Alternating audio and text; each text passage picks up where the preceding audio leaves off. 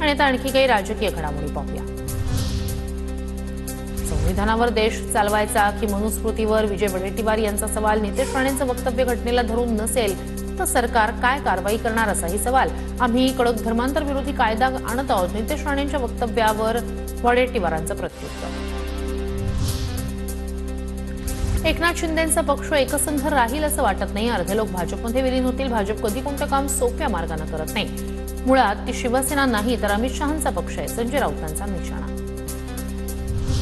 नागपुरातील छोटं स्टेडियम आणि मैदानांच्या विकासासाठी 150 कोटी मिळणार। खासदार क्रीडा महोत्सवात समारोपीय कार्यक्रमात देवेंद्र फडणवीस यांची घोषणा।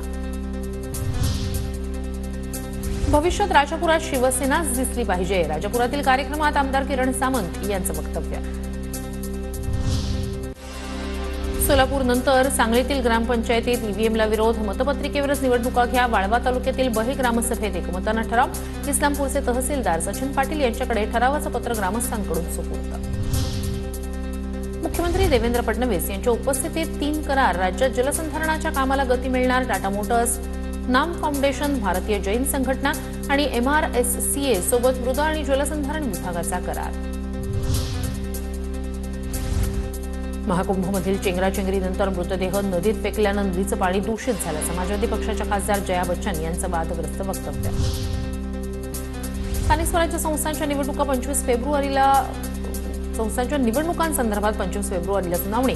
सुप्रीम कोर्टात होणाऱ्या सुनावणीची तारीख बदलली। 28 फेब्रुवारीला होणारी सुनावणी 25 फेब्रुवारीला होणार।